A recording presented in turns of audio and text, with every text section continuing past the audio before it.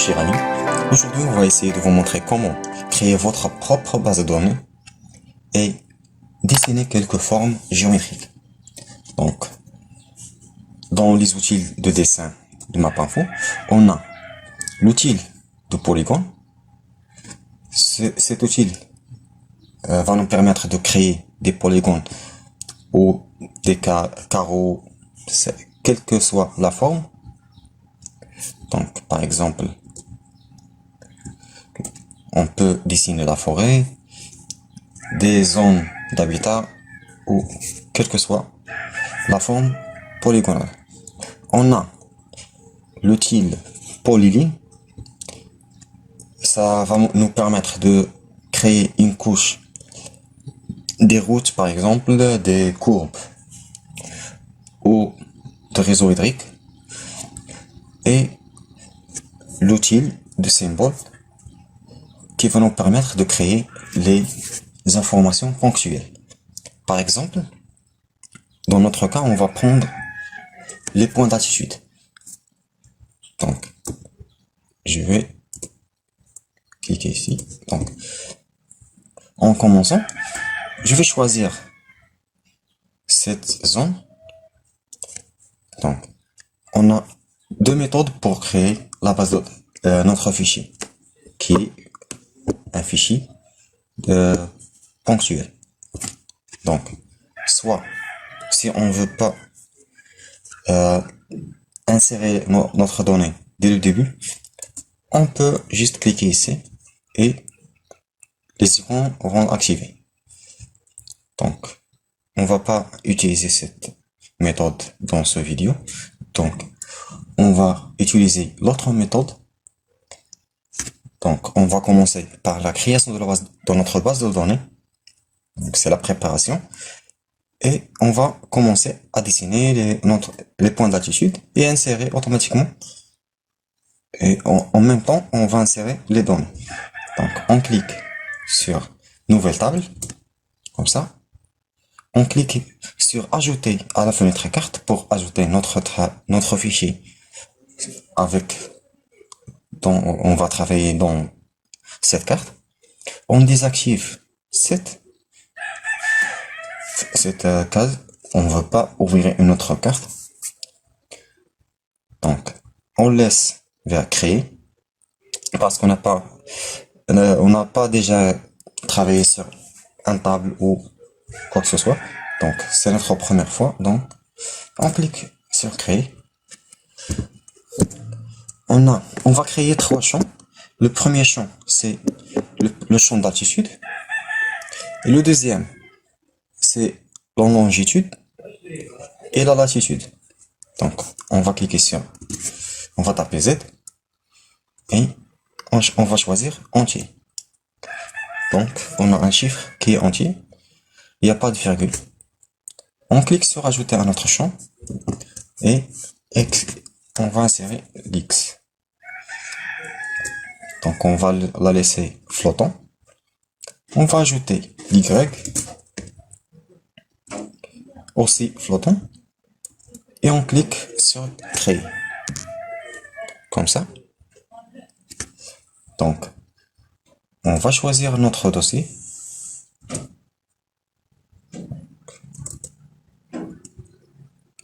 Je vais choisir attitude. On clique sur tirer. Comme ça. Kinetra. C'est le nom de ma carte. Donc, je clique sur sauvegarde. Dans la première fois, on a juste deux choix. C'est aucun et couche de dessin. Après la création de notre base de données, on va avoir un troisième choix, c'est Altitude Kinetra. C'est le nom de notre fichier qu'on a créé il y a quelques secondes. Donc, on clique. On va voir les tables. Donc, c'est notre table. Il n'y a pas de données. Rien à sélectionner, rien à entrer. Donc, on clique sur symbole pour commencer le dessin. On va choisir le style de symbole. Par exemple, je vais choisir le vert pour un point. Je peux choisir d'autres styles de symboles, comme ça. Donc, je vais juste laisser le couleur vert pour voir si c'est les fichiers ou les points je l'ai dessiné ou pas. Donc, je clique sur la première point. Si je vois le table, je vois qu'il y a un champ ou une ligne. Donc, je ferme. Pour ne pas perdre de temps, on clique sur l'icône d'information. Comme vous voyez, c'est information. Et on sélectionne notre point. Je vais entrer l'altitude et je laisse les coordonnées vides. On va les calculer plus tard. Donc, je choisis l'autre point comme ça et j'entre l'altitude, la troisième comme ça, la quatrième,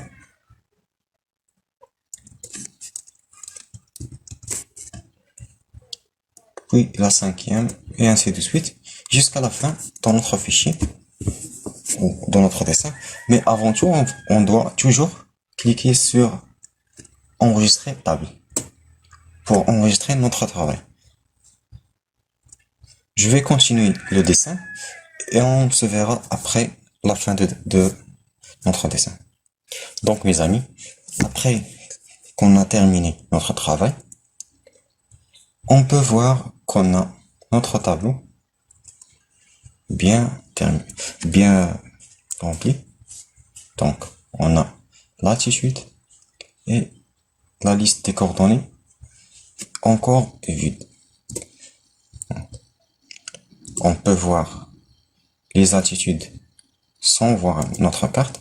Bon, je vais fermer ou désactiver la sélection comme ça. Donc, on est bien maintenant. Je dois calculer les coordonnées. Donc, il y a deux méthodes. La première va calculer les coordonnées automatiquement en projection en coordonnées géographiques. La deuxième nous laisse le choix entre soit on va la calculer en coordonnées métriques ou géographiques. Donc je vais commencer avec la première, c'est la... Donc je vais mettre à jour le colonne, soit je clique ici, mettre à jour colonne, donc c'est clic droit, mettre à jour colonne, ou je vais juste cliquer sur table, puis mettre à jour colonne. Donc je change rien ici, je vais choisir l'X et je choisis l'expression. Donc, dans l'expression, je clique juste sur fonction centroid X. Donc, c'est les coordonnées X de l'objet. Donc, je désactive l'affichage d'un autre tableau et je clique sur OK. Donc, comme vous voyez, il y a un calcul. Je clique aussi une autre fois pour calculer l'Y. Je choisis Y, expression, je supprime, je clique sur fonction, puis centroid X, Y, je m'excuse, je clique sur OK, et je désactive et OK. Donc maintenant, j'ai calculé les coordonnées de chaque point jusqu'à la fin. Donc, comme vous voyez, ça va nous aider à localiser des points dans d'autres logiciels sans convertir notre fichier ou si on veut juste extraire les données. Merci pour votre attention mes amis et on se verra dans un autre vidéo pour voir comment extraire les données de localisation, donc les X et les Y, en coordonnées métriques et géographiques. Merci pour votre attention et à plus tard.